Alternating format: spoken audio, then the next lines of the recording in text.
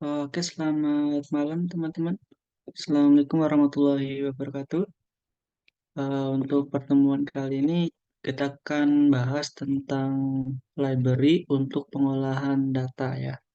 Di sini nama library-nya itu Library Pandas. Sebenarnya apa itu library? Library itu kalau bahasa Indonesianya adalah pustaka ya.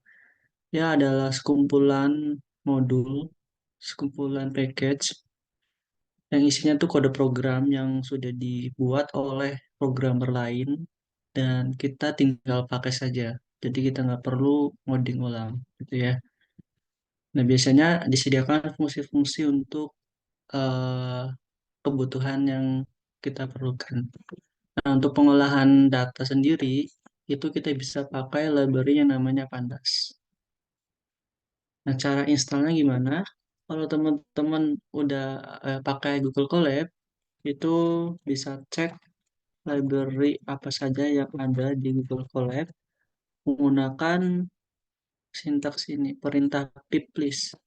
Nanti dia akan mengembalikan list library yang sudah ada di Google Colab. Kalau Pandas, NumPy, terus Matplotlib itu sudah disediakan oleh Google Colab ya. Jadi teman-teman tuh harusnya nggak usah install lagi di Google Colab. Nah, kalau teman-teman lihat, cari aja Pandas. Nanti ada di sini. Nah, ini ada Pandas. Jadi teman-teman tinggal pakai saja. Nah, kalau misalkan di laptop atau di komputer teman-teman sudah terinstall Python-nya, itu bisa buka terminal, misalkan atau command prompt. Nah, ini ketik pip install pandas, terus enter. Jadi dia akan otomatis install pandasnya. Tapi pastikan dulu teman-teman sudah install Python-nya. Oke, selanjutnya kita kenalan dulu dengan data frame dan series. Data frame itu adalah objek dua dimensi, bentuknya seperti tabel. Jadi ada nama kolomnya, jadi ada kolom-kolomnya, dan juga ada indeks barisnya. Jadi ada row dan ada kolom. Terus selanjutnya ada series. Series itu sebenarnya dia satu dimensi, data satu dimensi. Tapi teman-teman bisa bayangkan data dalam satu kolom. Itu adalah sebuah series. Nah, untuk membuat sebuah series, itu teman-teman bisa menggunakan fungsi series yang disediakan oleh Pandas. Nah, cara menggunakan library-nya, itu bisa teman-teman import dulu library-nya, misalkan library Pandas. Terus, untuk membuat sebuah series, itu misalkan kita punya sebuah list, namanya X, X-nya 1, 2, dan 3. Terus teman-teman bisa bikin sebuah series menggunakan, jadi pakai Pandas, fungsinya yaitu series dari Pandas. Terus masukkan X-nya sebagai argumennya. Teman-teman bisa tampilkan seriesnya. Nah, ini hasilnya. Ini adalah sebuah series. Ini datanya satu 2 3. Ini tipe data itemnya. Item seriesnya yaitu integer 64. 0, 1, 2 itu adalah indeksnya. Ini kenapa integer 64? Ya, karena defaultnya integer 64. Jadi sebenarnya integer itu ada yang 8 bit, 16 bit, 32 bit, dan 64 bit. Intinya semakin banyak bitnya, ini kan 64, berarti angka yang dapat ditampung itu lebih banyak. Gitu ya. Oke, selanjutnya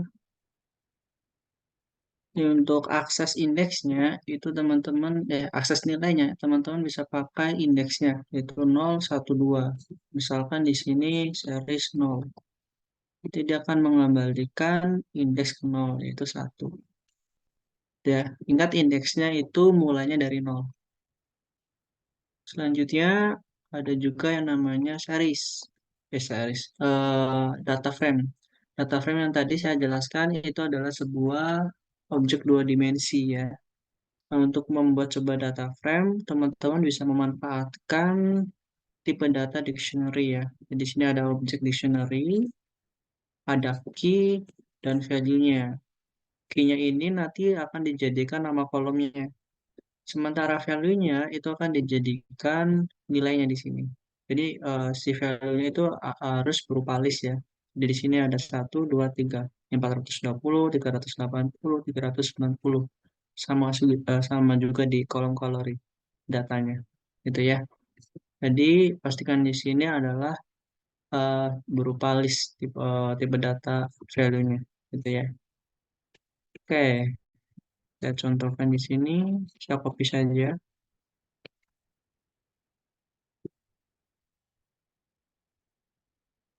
Nah, ini kan sebelumnya saya pakainya Pandas ya. Teman-teman sebenarnya bisa singkat.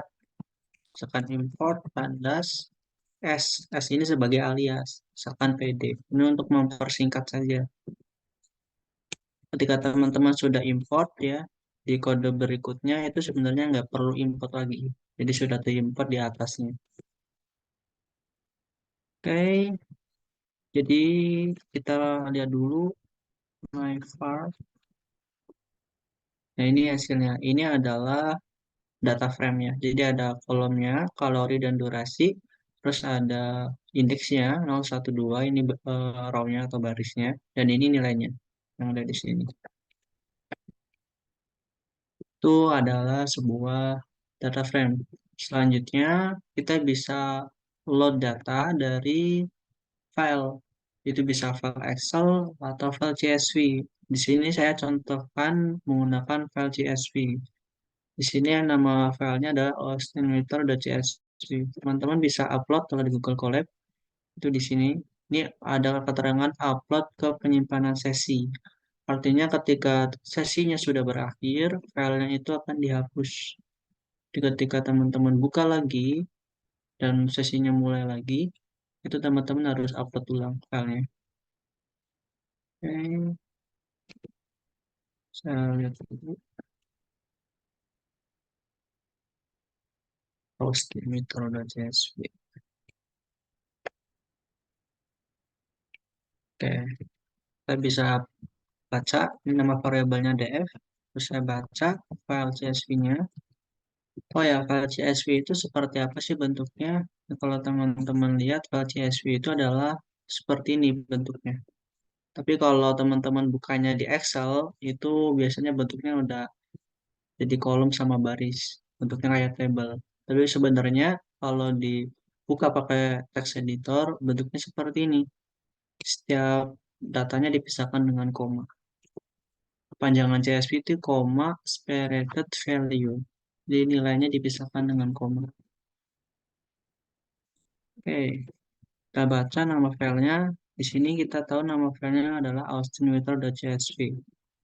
Kita baca saja austinmeter.csv.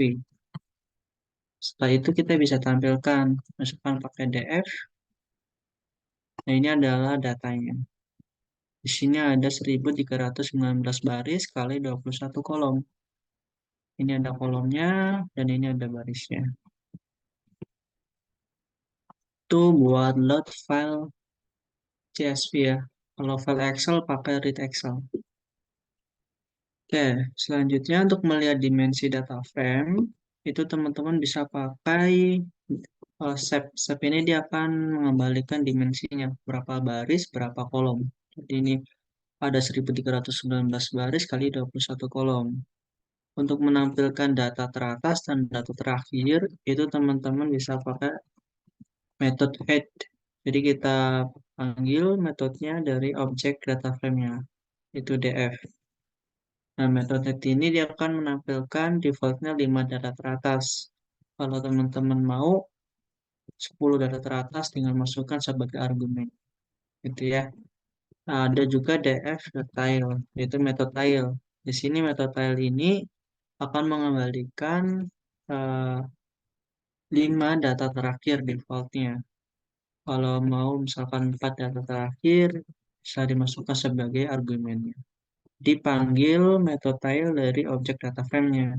Objek data frame-nya adalah df ini, gitu ya. Oke, selanjutnya, nah ini contoh untuk menampilkan informasi deskripsi statistik data. itu teman-teman bisa menggunakan metode yang namanya describe.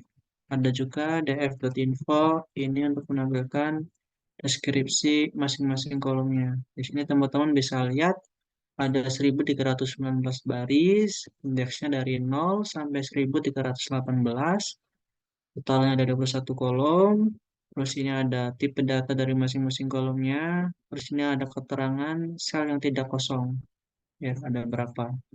Terus di sini ini tipe datanya ada integer 64, ada 3, objeknya ada 18. Objek itu tipe data yang dapat menampung semua tipe data. Kayak misalkan satu kolom tipe datanya ada integer, ada string, ada boolean, itu digolongkan menjadi tipe data objek di Pandas.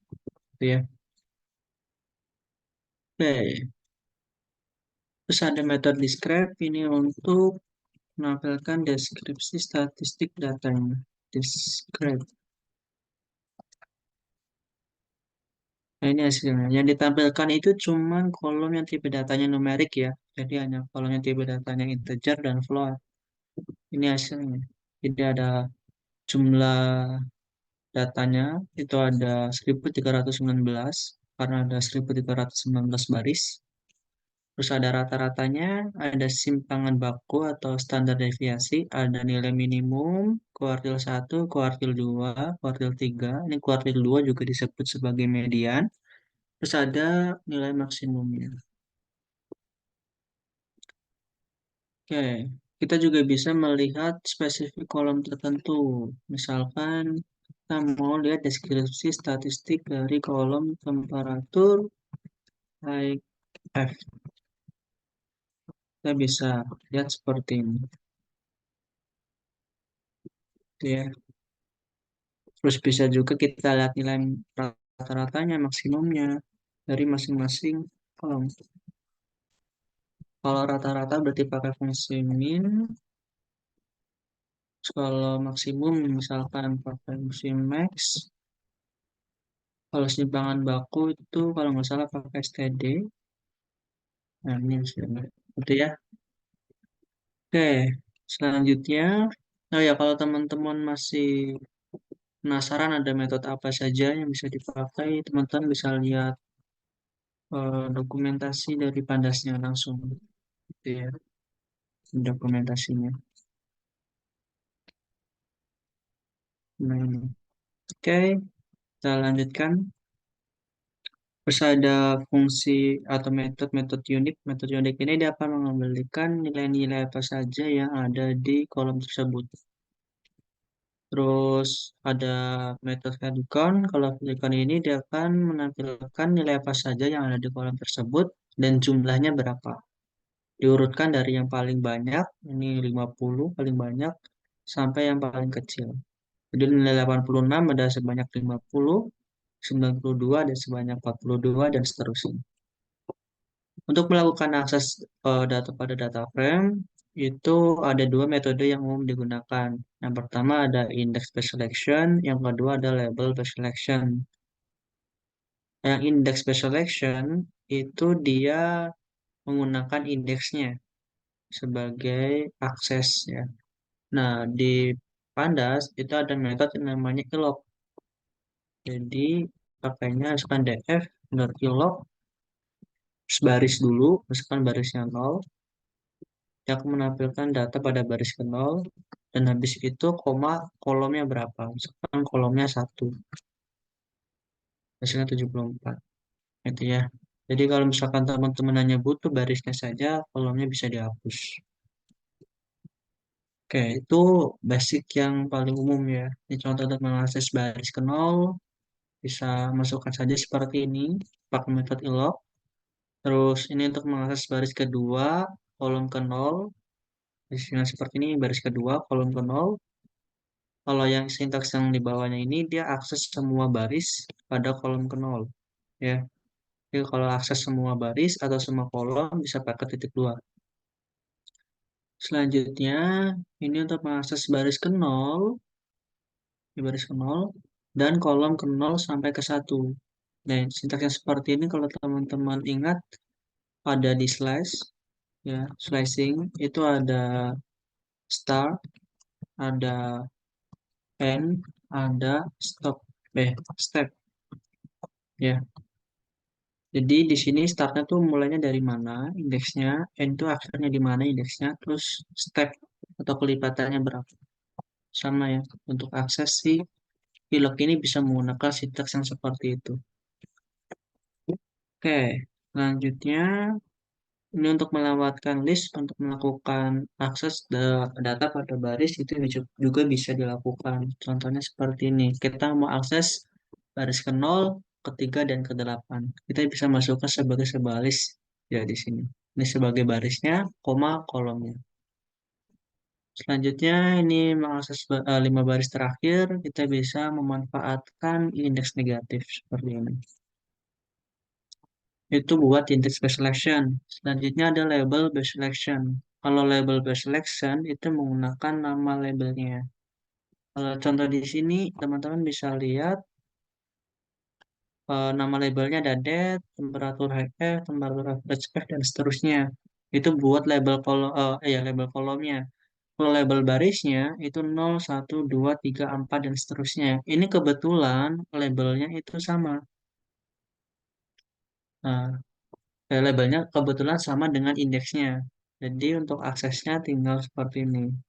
Label kernel dan nama kolomnya temperatur HF.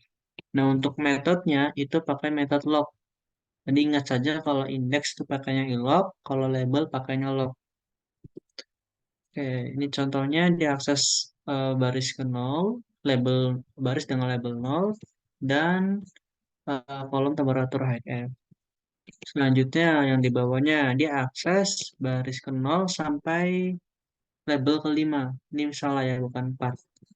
Jadi kalau pakainya label itu yang label terakhir itu inklusif ya. Jadi ikut. Tapi kalau yang pakainya indeks itu yang indeks terakhirnya yang ini yang 5 itu nggak ikut. Itu kalau yang pakai indeks. Kalau yang pakainya label, label 5-nya ikut. Jadi kalau teman-teman di sini ditampilkan 0 sampai 5, 5-nya ditampilkan di sini. Di 5 dari label 0 sampai label 5 dengan kolomnya temperatur high F. Ini data pada kolom temperatur high F. Kalau kolomnya lebih dari satu, itu bisa menggunakan list seperti ini. Nah, ini si susunan nama kolomnya bebas ya. Bisa temperatur high F dulu atau average F dulu. Jadi ditampilkan sesuai urutan listnya. Nah, misalnya seperti ini. Nah, ada alternatif lain untuk akses datanya. Contohnya di sini kita bisa menggunakan nama kolomnya sebagai atribut. Dan kita bisa akses sebagai atribut. Jadi df dot nama kolomnya apa. Tetapi ini ketika nama kolomnya nggak ada spasi. Kalau ada spasi nggak bisa. Selanjutnya kita bisa akses seperti ini. Ini aksesnya kolom dulu baru baris. Jadi di sini kita pakai kurung siku langsung, nggak usah pakai metode lock atau log. Terus kita akses si nama nama kolomnya sebagai sebuah list di sini. Jadi ini adalah kolom yang mau kita akses. Habis itu baru barisnya, gitu ya. Nah, kalau teman-teman lihat hasilnya seperti ini. Selanjutnya, di sini dia akses 5 data teratas. Kita lihat, ini dari temperatur high F, temperatur low F, ini nama kolomnya, baru barisnya. Nah, kita juga bisa mengganti indeks data frame dengan eh, label tertentu dari kolomnya. Misalkan kita mau kolom data ini dijadikan indeksnya. Jadi nanti kita bisa akses kalau yang label based selection itu menggunakan tanggalnya di sini. Ini adalah ada metode set index, terus nama kolomnya date, in plus sama dengan true, itu bertujuan agar data frame ini, objek data frame aslinya, itu berubah. Kalau kita nggak masukkan parameter in plus di set jadi true, dia tuh data frame aslinya nggak akan berubah, tetapi dia akan mengembalikan data frame baru. Ya, jadi kalau kita mau simpan ke data frame baru, kita bisa abaikan in plus sama dengan true ini. Defaultnya itu false. Oke, selanjutnya untuk mengembalikan indeks seperti semula, teman-teman bisa menggunakan reset index. Nah, di sini kalau teman-teman lihat di reset index ini teman-teman nggak ditambahkan imply sama dengan true. Dia akan mengembalikan data frame baru. Nah, kita simpan lagi ke data frame DF, ke variabel DF. Jadi sama saja sebenarnya. Ini akan mengubah data variabel DF-nya. Jadi kita reset indeksnya hasilnya seperti ini. Si kolom date-nya yang tadinya indeks jadi kolom lagi. Nah, kita juga bisa melakukan filter terhadap data frame-nya. Tetapi yang teman-teman harus pahami terlebih dahulu bagaimana cara memfilternya. Yang pertama, itu kita definisikan kondisinya seperti apa. Di sini untuk mendefinisikan kondisi bisa pakai sintaks seperti ini. df, terus nama kolomnya apa di sini, terus kondisinya apa. Ini bisa lebih dari, kurang dari, sama dengan, terus nilainya apa. Nah, dia akan mengembalikan nilai boolean di sini. False, true, false, true. Kalau true berarti pada baris tersebut nilainya sesuai dengan kondisinya. Kalau di sini berarti yang true, baris kedua itu nilainya true. Berarti baris kedua pada kolom temperatur HF nilainya 58. Selanjutnya kita bisa menampilkan 5 data teratas dengan nilai kolom temperatur HF adalah 58. Jadi kita bisa masukkan yang kondisi sebelumnya yang ini pada metode log seperti ini. Jadi df.log kita masukkan di sini kondisinya. Dan dot ini dia untuk menampilkan 5 data teratas saja. Sebenarnya untuk membatasi jumlah datanya yang ditampilkan sih. Selanjutnya kita bisa menampilkan 5 data teratas dengan nilai kolom temperatur high F-nya 58 dan temperatur low F-nya ini bukan sama dengan ya, lebih dari sama dengan di sini. Jadi lebih dari sama dengan 78. Oke. Dan ini sebenarnya dia akan mengembalikan data frame baru. Teman-teman bisa simpan data frame tersebut ke dalam suatu variabel, misalkan df2. Dan teman-teman bisa tampilkan kan df2.get dia akan menampilkan 5 data teratas. Gitu ya. Oke, selanjutnya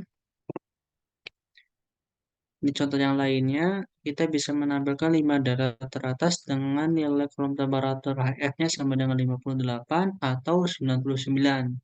Ini ada kata kunci atau. Kalau yang sebelumnya kan dan itu dia pakainya ampersand kalau di kondisi di sini. Ya, jangan lupa di sini pakai kurung, terus pakai operator ampersandnya. Kalau misalkan lebih dari satu, tambahkan lagi ampersand di sini. Nah, kalau atau dia pakainya pub seperti ini ya. Jadi kondisi yang ini atau kondisi yang ini. Jadi bisa salah satu saja yang terpenuhi atau kedua-duanya. Oke, terus ada juga yang tidak sama dengan. Itu teman-teman sebenarnya kalau tidak sama dengan bisa menggunakan sintaks yang seperti ini. Dan seru sama dengan. Atau kalau sintaks yang satunya lagi itu pakai negasi yang ini nih. Di negasi kondisi ini. Itu sama saja. Oke, ini ada beberapa built-in method. Pertama ada method isin. Method isin ini dia digunakan untuk mengecek apakah suatu nilai ada pada dataset tertentu. Contohnya df.log, df.temperatur.f.isin 58, 99. Ini dimasukkan sebagai list di metode isinnya. Dia akan mengeceknya seperti atau. Jadi yang kolom temperatur HF-nya 58 atau 99. Gitu ya. Dilihat di sini yang temperatur HF-nya nilainya itu 58 atau 99. Ada juga metode ISNA dan NOTNA, itu sama saja harusnya. Kalau, ya sorry, sama saja.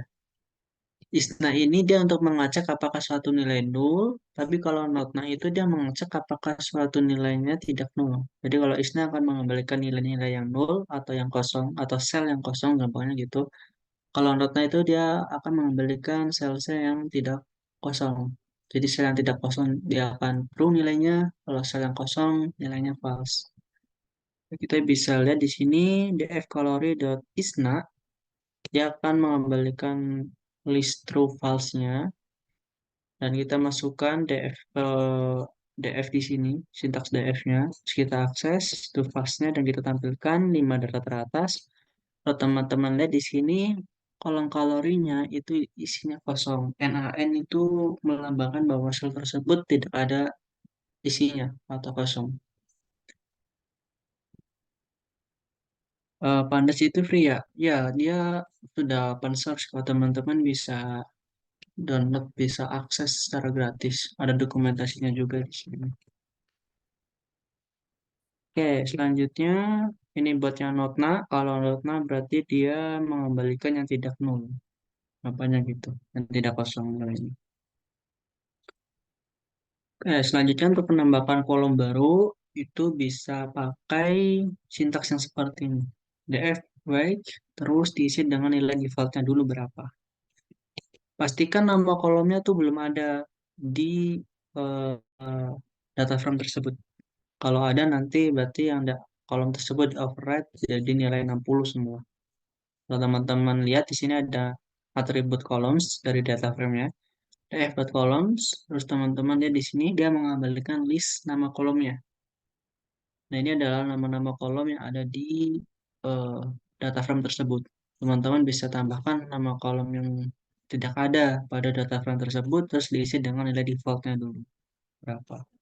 Nanti dia akan otomatis menambahkan kolom yang baru. Atau bisa teman-teman isi dengan sebuah list. Tapi pastikan panjang listnya sama dengan panjang data frame-nya. Jadi jumlah barisnya berapa gitu. Nah, untuk menyimpan data frame ke dalam file CSV, ya, teman-teman bisa pakai to CSV. Kalau Excel berarti to Excel. Ini contohnya, df.to CSV. Dia akan menyimpan data frame-nya ke dalam file CSV. To CSV, kita simpan ke dalam, namanya misalkan test.csv. Kita lihat di sini ada test.csv. Teman-teman bisa download. Nih, atau ganti nama filenya, atau hapus, dan lain-lainnya. Oke, lanjut. Oh ya, kalau teman-teman simpan seperti ini, itu dia indeksnya ngikut ya. Kalau dibaca misalkan ini df2 sama dengan pd.read.csv test.csv, terus teman-teman lihat data frame-nya. Oke, ini kenapa? Modul Pandas Nasta Standard Read CSV. Oke, salah. Salah fungsinya. C-nya kecil. Nah, ini ada kolom baru. Ini indeks yang di save sebelumnya. Dia nggak ada nama kolomnya, jadi dinamai kolomnya unnamed. Nah, karena kita nggak mau ikut, indeksnya nggak mau diikutkan, itu teman-teman bisa tambahkan di sini parameter indeks diisi dengan false. Jadi, pas kita save, kita tambahkan parameter indeks diisi dengan argumennya false. Kita lihat, kita baca lagi. Nah, ini hasilnya. Indeksnya sudah nggak ikut. Oke, selanjutnya itu baru pengenalan dasarnya ya. Selanjutnya untuk pengolahan datanya. Ini karena keterbatasan waktu, saya tidak bisa bahas semuanya. Teman-teman bisa baca yang lebih lengkap. Itu ada di Google Classroom. Sebenarnya ada satu buku lagi, PDF lagi. Namanya Data Preparation ya. Kalau yang ini tuh pengenalan Pandas.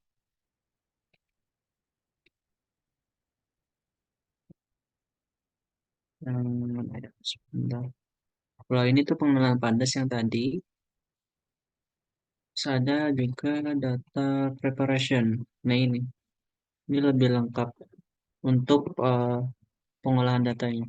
Di sini ada outlier, missing value, duplikat, data formatting dan sebagainya. Jadi teman-teman bisa baca di sini. Nah, di sini saya akan coba jelaskan sebisa saya, secukup waktunya. Oke, yang pertama ada outlier. Outlier itu adalah nilai yang terlalu jauh dengan nilai yang lainnya. Namanya seperti itu. Kalau bahasa Indonesianya adalah pensilan. Kalau dilihat di sini ada beberapa nilai di sini nih. Ada satu nilai 5. Dia kalau dilihat dari nilai yang lainnya itu terlalu kecil.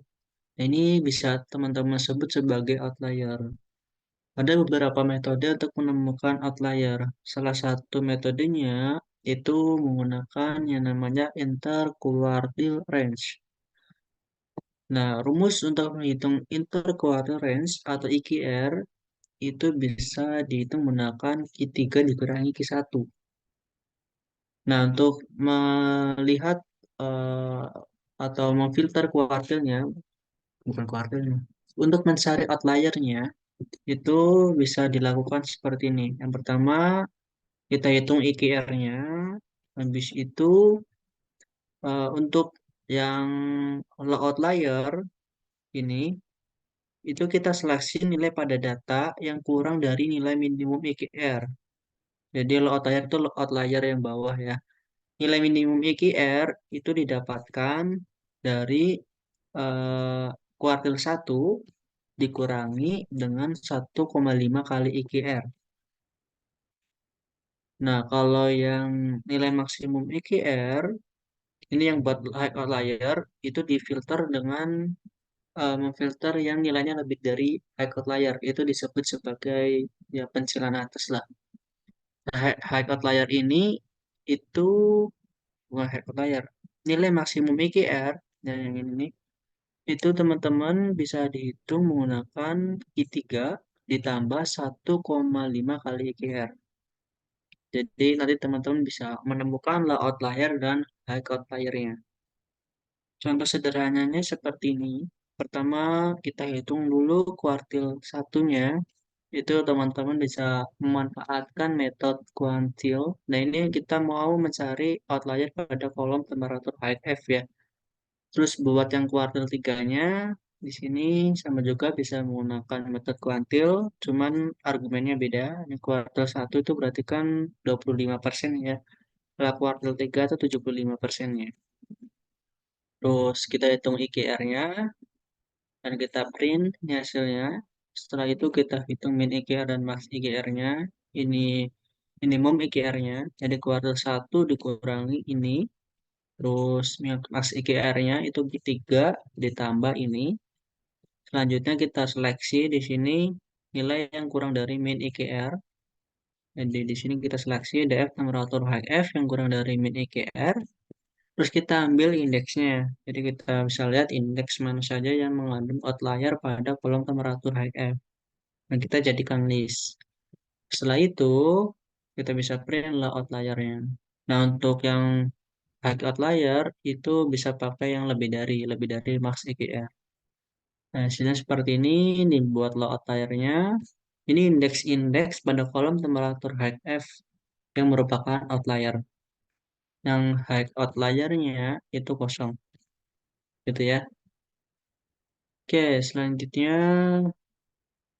itu tentang pensilang.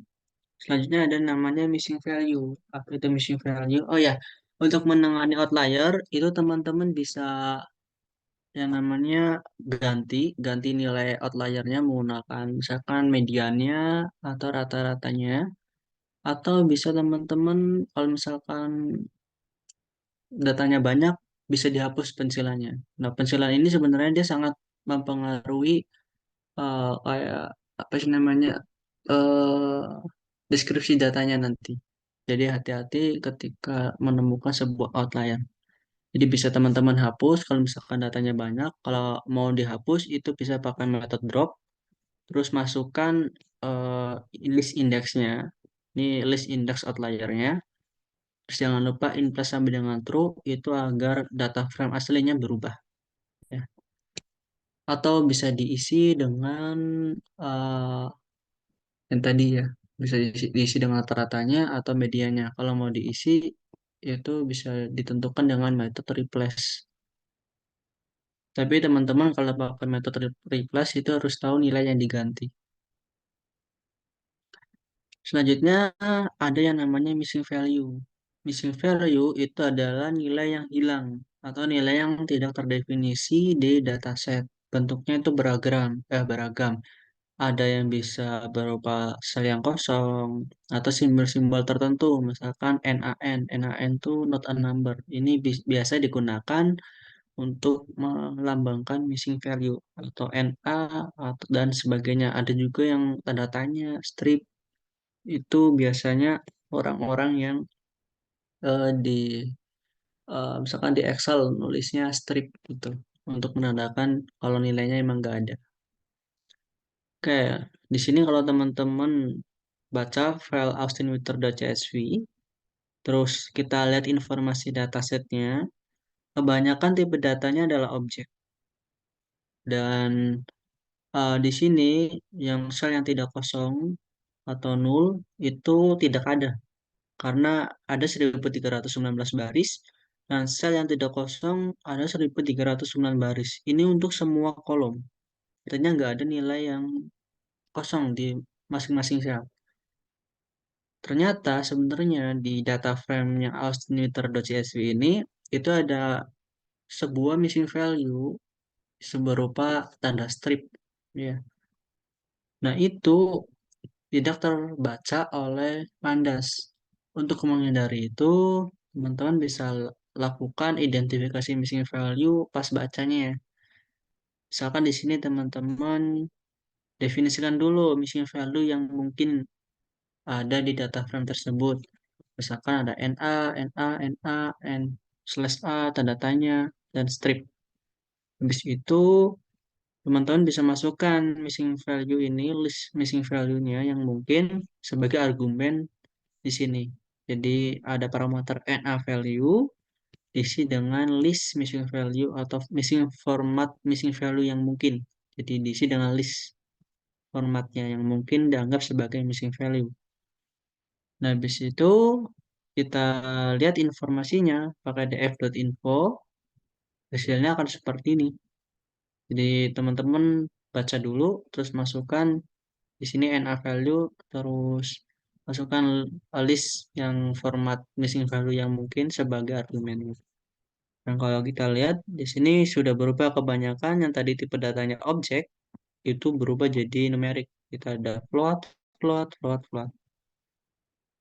Nah, kalau di sini dilihat juga dari 1319 baris ada 1312 baris yang tidak kosong pada kolom D point high F dan seterusnya. Oke, selanjutnya kita bisa memeriksa missing value pada data frame dengan metode ISNA atau ISNUL itu bisa diganti. Jadi bisa pakai ISNA atau ISNUL dan NOTNA atau NOTNUL. Ini bisa digunakan secara bergantian. Bebas mau pakai yang mana. Nah, contoh di sini contoh ada f.isna.value.any.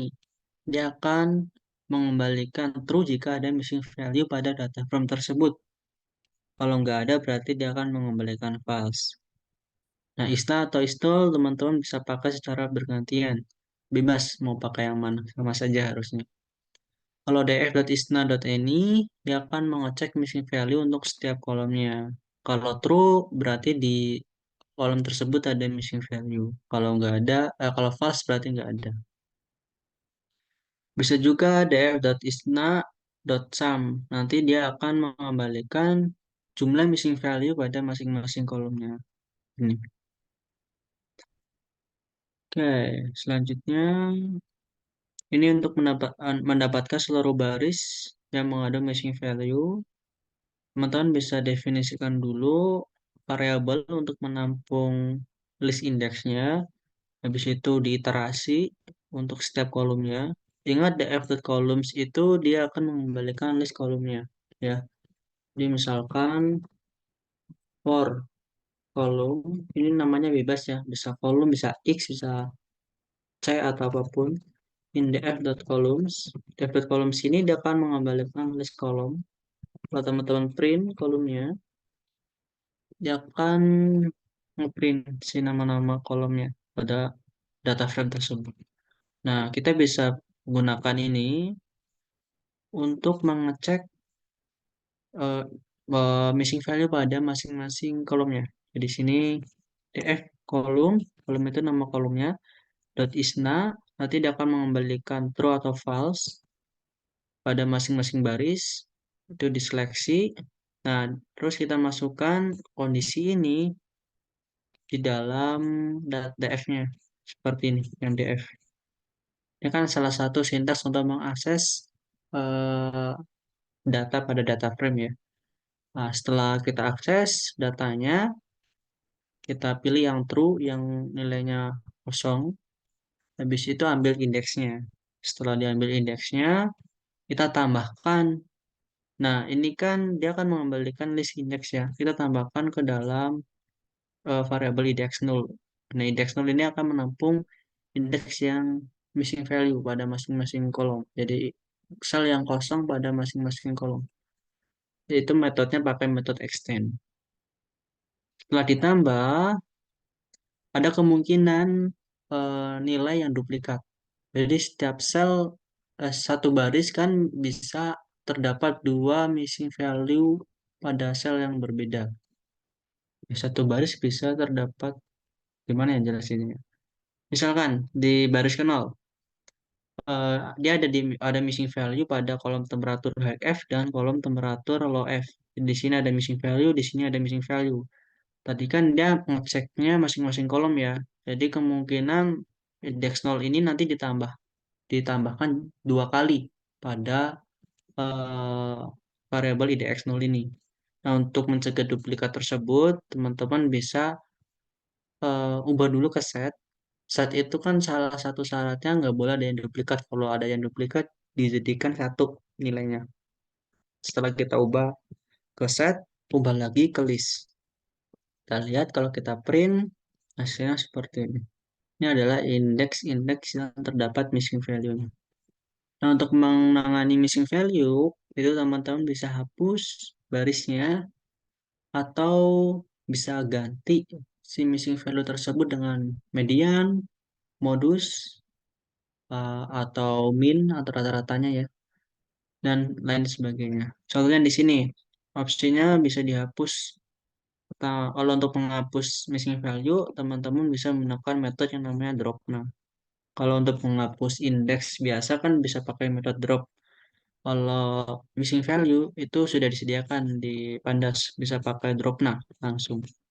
Terus ada parameter subset. Parameter subset ini itu digunakan untuk kita mau tinjau kolom yang mana sih yang mau dihapus baris missing value-nya. Di sini yang kita mau tinjau adalah yang kolom win high NPH. Kita hapus baris yang ada missing value pada kolom ini. Habis itu ada parameter aksis sama dengan 0. Parameter aksis diisi dengan argumen 0. Itu bertujuan yang agar yang dihapus itu barisnya, bukan kolomnya. Kalau aksis sama dengan 1, itu yang dihapus kolomnya. Tetapi teman-teman nggak wajib harus menyertakan parameter ini, karena defaultnya udah 0. Tetapi kalau mau yang dihapus barisnya, yang mau dihapus kolomnya, itu tambahkan parameter aksis sama dengan 1. Terus ada impl sama dengan true. Impl sama dengan true itu eh, bertujuan yang seperti saya sebutkan sebelumnya agar si data frame aslinya berubah gitu ya. Selanjutnya setelah dihapus itu ada kemungkinan indeksnya lompat-lompat. Maksudnya gimana sih? Contohnya baris satu yang dihapus, baris tiga yang dihapus. Jadi satu dan tiga dihapus barisnya. Nanti labelnya jadi 0, 2, 4. Nah, agar labelnya berurutan lagi, teman-teman bisa lakukan reset index. df.reset index drop sama dengan true itu agar yang indeks yang dihapus itu tidak menjadi kolom yang baru. Yang plus sama dengan true itu agar data frame aslinya berubah. Gitu ya. Itu untuk menghapus missing value. Selanjutnya, ini opsi yang lainnya. Contohnya, untuk mengisi missing value dengan nilai yang mendekati rata-ratanya. Ini pakai metode Vilna. Ini kenapa yang mendekati nilai rata-ratanya? Karena kalau teman-teman lihat sebenarnya humidity High percent ini, humidity high percent. Humidity high percent. Ini objek ya. Nah, yang ini nih. Ini ada missing value-nya nih. Kita bisa isi dengan nilai yang mendapati rata-ratanya. Biasanya ini digunakan ketika tipe datanya integer ya. Jadi nggak mungkin nilainya float. Kalau rata-rata kan dia ada pecahannya. Biasanya diisi dengan nilai yang mendekati rata-ratanya. Jadi bisa pakai metode Vilna. Saya aksesnya seperti ini df. Nama kolomnya apa? Dot Vilna. Habis itu diisi dengan nilai yang mau mengisi missing value tersebut. Koma. Pinta sama dengan true agar data permasalahannya berubah. Terus bisa diisi dengan rata-ratanya. Jadi di sini argumen pertama bisa diganti menggunakan rata-ratanya atau median atau juga bisa menggunakan modusnya. Terus ada yang lainnya, misalkan bisa diisi dengan nilai yang sebelum atau sesudahnya. Sel sebelumnya atau sel sesudahnya. Kalau sel sebelumnya, itu teman-teman bisa tambahkan parameter metode, isi dengan pad. Terus kalau yang sesudahnya, isi dengan backfill. Selain Vilna, itu sebenarnya kita juga bisa memanfaatkan yang namanya replace. Contohnya seperti ini. Yang kita mau ganti itu pada kolom mingas mph dot replace. Nah, replace ini dia ada defaultnya ada dua argumen di sini. Argumen pertama itu eh, adalah nilai yang diganti. Argumen yang kedua adalah nilai penggantinya. Nah, argumen pertama yang mau diganti itu adalah missing value. Nah, di Python kan missing value dilambangkan dengan NaN. Kita bisa ambil dari NumPy. Habis itu penggantinya adalah rata-ratanya, contohnya di sini. Dan implement sama dengan true agar data informasinya berubah. Gitu. Oke, nah itu untuk pertemuan kali ini ya teman-teman. Kalau ada pertanyaan bisa tanyakan lewat Telegram. Nah, selanjutnya teman-teman bisa baca untuk tutorialnya di sini ya. Bisa coba-coba di kode programnya. Untuk datasetnya sudah saya share juga di Google Classroom. Teman-teman bisa download. Kak, aku nggak bisa buka file scatterplot tipe YNB dan file lain di Google Classroom. Waktu dibuka malah error. Kenapa nggak bisa dibuka? Yang ini kah? Ini PDF. Atau yang ini, yang di zip.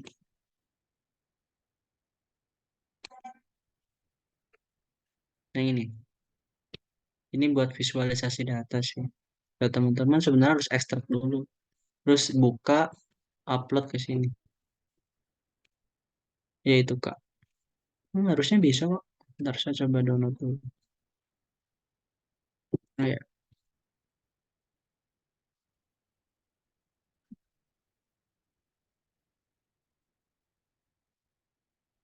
bisa. Bisa download. Ini gimana cara downloadnya? Tuh upload di Google Colab error. Hmm, ekstrak. Itu.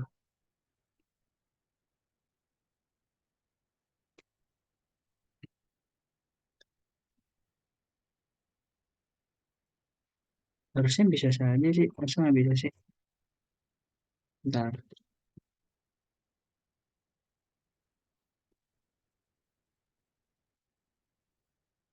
Ini sepertinya saya juga nggak bisa download sih di sini. Gimana cara downloadnya? Padahal saya yang upload sih. Eh, copy file name, dataset image. Ada saja di sini dah. Saya udah juga punya dokumennya sih sebenarnya. Ini ya di Python, materi matplotlib namanya. Ini. Kan ada scatter plot di sini. Ini kalau saya buka pakai Visual Studio Code, kita lihat scatter plot. Ini bisa. Tetapi kalau di-upload di Google Colab, itu nggak bisa katanya. Contohnya saya upload di sini, upload notebook, cari matplotlib, scatter plot ya.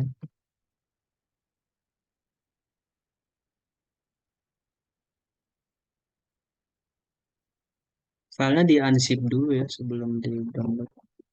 Terusnya bisa sih. Ini bisa. Saya juga kalau Google Colab error nggak tahu sih itu kenapa. Tapi kalau yang saya alami itu aman-aman aja sejauh ini kalau diupload. Kalau filenya nggak salah, filenya nggak error gitu. Oke, apakah ada pertanyaan lain? Pastikan saja pas downloadnya itu jaringannya lancar biar filenya nggak error yang di download. Oke, kalau tidak ada pertanyaan, kita cukupkan pertemuannya sampai di sini. Terima kasih teman-teman. Selamat beristirahat. Wassalamualaikum warahmatullahi wabarakatuh.